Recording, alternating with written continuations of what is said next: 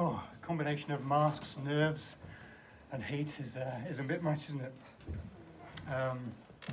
I hate to boast, you know me, I hate to boast, but I've just finished a jigsaw puzzle, which I started 6 weeks ago, and on the box it says 4 to 5 years. So.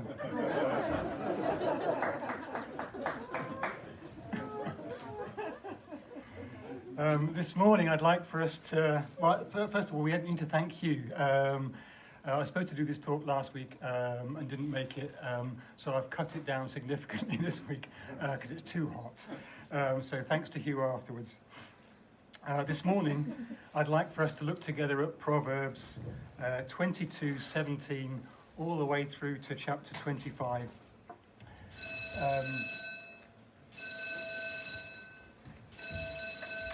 Which is the sayings of the wise, followed by the further sayings of the wise. And for this bit of Proverbs, we have a change in narrator. So up to now, it's been Solomon, and now it's, I guess, scribes, sort of academics, people collecting together these wise sayings, writing them down, possibly on the instructions of Solomon. And in the first section, section 22:17 through to 24:22, we have an introduction followed by 30 distinct sayings. So 22, have we got the next bit? 22:17 to 21. This is our introduction, and it's a reminder to us to pay attention, to listen, to not miss a word, to wake up, smell the coffee. Apply your hearts to these teachings. Get behind what you hear. Internalize the message. Make it part of you, part of who you are, so that when you speak and when you act, that same wisdom is communicated to others. Listen, live it out, pass it on. Listen, live it out, pass it on. And I thought this is a bit like a teacher, isn't it, on a hot morning. Come on, class, pay attention, listen up, switch on. The other way of making you all pay attention, another way of making class pay attention is to say, this is in the exam, okay? This will be in the exam. So at the end of time, this will be in the exam, everyone, okay? So pay attention. But you know, I read the introduction, and the doubt started to creep in. I'm wasting my time. More importantly, I'm wasting your time. Which of us here truly values wisdom? Proverbs is essentially telling us to value wisdom, a call to value wisdom above all other material things in life. 3:14 says, wisdom is more profitable than silver, yields better the returns than gold. And if you looked at my life, if you looked at our lives, where we expend our energies, where we expend our time, which of us truly believes that? The people we celebrate, the people we put on a pedestal, do they embody wisdom? I'm not sure. And before the days of planes and cars and trains, people travelled vast distances to hear Solomon's wisdom. We've got a picture of the Queen of Sheba. And I kind of wonder how far would I travel to hear wisdom? It's hard enough travelling from Hine Street down to here in the morning. So how far would I go? How much time would I give? So should we give up? Should we throw in the towel? Should we go home early? No, you'll cry. No, Dave. No's the right answer. Let's not give up. Let's not give up building. Proverbs is about building a God-centered life, a God-centered lifestyle. That's the aim. And with buildings, you build from the ground up, don't you? You never build from the top down. You build from the ground up. And like all buildings, to start with, it doesn't look like much. And even a cathedral, the first few years doesn't look like much. It looks like a big old barn. We build from the ground up. So let's not give up. Let's keep building. And in life, we tend to accumulate what we value. Shoes, Heather. Tools, Bruce. If you're a gardener, Hugh, you tend to accumulate plants. If you appreciate puddings, you tend to accumulate pounds. I can't look at anyone now, so I'll look at my notes. If we value wisdom, we'll accumulate wisdom. The sayings of the wise, the first collection comprises of 30 sayings. The first saying of the first collection is 22 to 23. Do not exploit the poor because they are poor. Do not crush the needy in court, for the Lord will take up their case. So the first saying in the first collection is do not take advantage of those at the bottom of the social pecking order, those who've got no way of defending themselves, the defenseless. God will personally defend their cause. So saying number 1 in the sayings of the wise is about concern for the poor. Straight in at number 1 in the top 30 chart is concern for the poor. Why? So can we jump back to Proverbs 13:23? And it's the idea that the poor are more than able to provide for themselves, more than able to produce enough food for themselves. But for the systems of our world mean that they're not allowed to keep very much of what they produce. And the poor remain poor, and the wealthy benefit. And really there's no change, is there? There's no change 3,000 years later. Same systems in place. If we jump forward to 23:10 to 11, do not move an ancient boundary stone or encroach on the fields of the fatherless, for their defender is strong. And it's a capital D because their defender is God. So the poor remain poor because they're easy to take advantage of. They have few defences, they have no friends in high office, they have few resources to call on. But God is on their case. And it says, do not move an ancient boundary stone, an ancient landmark. In Joshua's time, the promised land was parcelled out amongst all the tribes, amongst all the families that made up the tribes.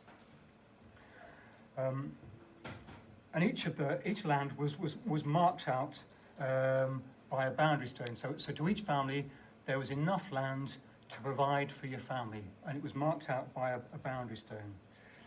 Except for the priests, and the priests, there was other provision for the priests, the Levites. And the land was marked with a boundary stone. This is before barbed wire was invented, I guess.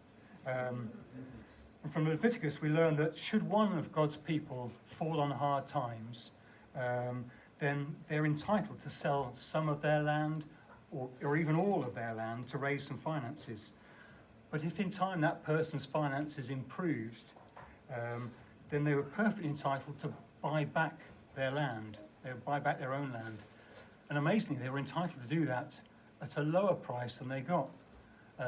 So at a lower price, depending on how much benefit the new owner had got from the land they'd had.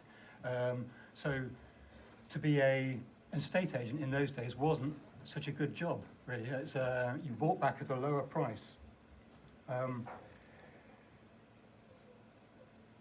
Then, in the 50-year Jubilee, all the land was returned to its original owner. So all the land went back to the boundary stones. And God's intention was that poverty wouldn't be passed on from generation to generation. So each 50 years, the profit loss cycle would return to the old boundaries, the boundary stones. And to move a boundary stone was to reduce the ability of a family to look after itself, to provide for itself, to maintain its livelihood. And so if you move the boundary stone, one family would be kept in poverty, while another family would be able to maintain its wealth if the boundaries were moved. And then Leviticus 25:23 says, the Lord says to Moses on Mount Sinai, The land must not be sold permanently, because the land is mine, and you are but slaves and aliens in the land. And I wondered, whatever happened to Jubilee? Has anyone seen it recently? Have you heard of it recently? Does anyone care? It's gone missing and no one seems to worry about it. I mean, least of all me. The boundary stone thing has fallen very well for me. I have my plot in the sort of Devon version of God's own country, the Promised Land, Ottery St Mary. I've got my plot. I'm not keen to move on. But that might be part of the problem, mightn't it? It's the Jubilee's appealing if you live in a shanty town or if you live in a refugee camp. It's not so appealing if you live in a detached house with a view of the sea. And it's the people that live in the big plots that make the rules. Now you're thinking, where's this going? Where's he going with this? I'm not sure. But what I am saying is that in the sayings of the wise, do not exploit the poor is number one. Do not crush the needy in court is number one. God is primarily concerned with the poor. I think with those that have very little. I think that's fair to say. Would you not agree? What does Solomon say? If we go back again to Proverbs 19:17, he who's kind to the poor lends to the Lord, and he will reward them for what they've done. And then 21:13, Solomon again. If a man shuts his ears to the cry of the poor, he too will cry out and not be answered. God is primarily concerned for the poor. So what's our response? Well, I've come up with a 2,000-point plan for us to follow. I haven't. The causes of poverty are kind of huge, complex, multifaceted, and I wouldn't be confident enough to give you any sort of points or things you should do. And it's one of those areas of life I'm just a little bit uncomfortable with, so I'm not going to do that. But what I can say with confidence is that God is primarily concerned with the poor, those with little money, little hope, little health, little support, little security. And God is concerned for those people first. And I think the core purpose of Proverbs, is that we build a God-shaped lifestyle. And what does a God-shaped life look like? Well, it looks like concern for the poor primarily, doesn't it? Concern for those who have little. And I wondered, as a kind of a litmus test, is a new here for chemistry, a bit of chemistry for you, a litmus test for our lives. How are we doing? Are we concerned for extending our boundaries, or are we concerned to restore the boundaries of those whose boundaries have shrunk?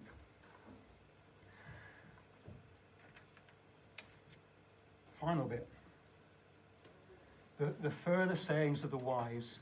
So we've done the beginning, we've done the middle, this is the end. The further sayings of the wise ends with a word picture, 24:30-34. So the writer of this bit has been out into the countryside, and he's come across the field of a lazy man, the vineyard of someone who lacked understanding, the property of someone who's failed to heed the lessons of Proverbs. Well, what does the vineyard look like? Well, it's overgrown with thorns and nettles, and the stone walls around the vineyards have collapsed. I think we've got a picture of the vineyard. You see, last week I was going to say this is Alistair's allotment, but he's here this week, so I can't say that. So does anyone recognise this plot of land? No. And the writer says to us, beware, people. This could be you. We know, don't we, that the fruit we're trying to grow is a God-shaped lifestyle. And Proverbs is a bit like a gardening guide to help us cultivate this God-shaped life. But it takes effort, hard work, it takes time, years, and it takes intention. We need to focus our efforts. And without time, effort, intention, the nettles spring up and they choke the vines. Thorn bushes grow and they stop us getting at the fruit. The protective walls collapse, and then the wind and the weather gets in and batters the vines, and the wild animals get in and chew on the vines. Before you know it, the vineyard is a wasteland. And one day, you or I are stood in our vineyard, looking around, and we see one of those know-it-all wise men walking past, and he looks at our vineyard and just shakes his head, makes a note in his book, and walks on. We're standing in a wasteland. And Proverbs talks a lot about weeds and walls, and it's a reminder that we need to be daily pulling up the weeds that threaten to crowd out the vines. We need to uproot those habits that compete with our relationship with God. We need to daily patch up the walls that protect the vine from the wind and the weather and the wild animals. We need to daily build those habits that reinforce our relationship with God. But also a reminder that we're not building up a wine cellar for ourselves alone. The fruit of our vineyard is for sharing with others. So shall we admit defeat? Shall we give up? No. Thank you, Paul. No. Where do we start? We need to decide this is important. We need to value wisdom. We need to make it a priority.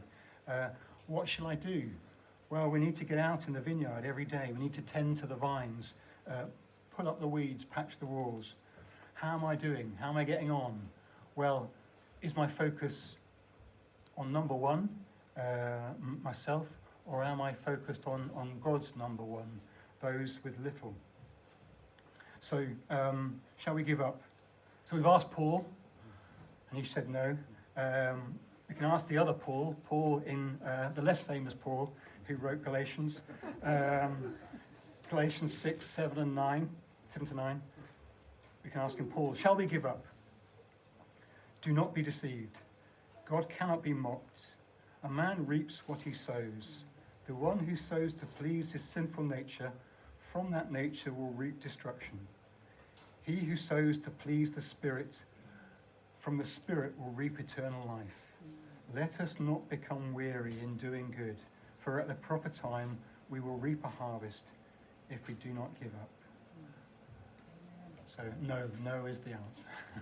Do not give up. Thank you all for listening.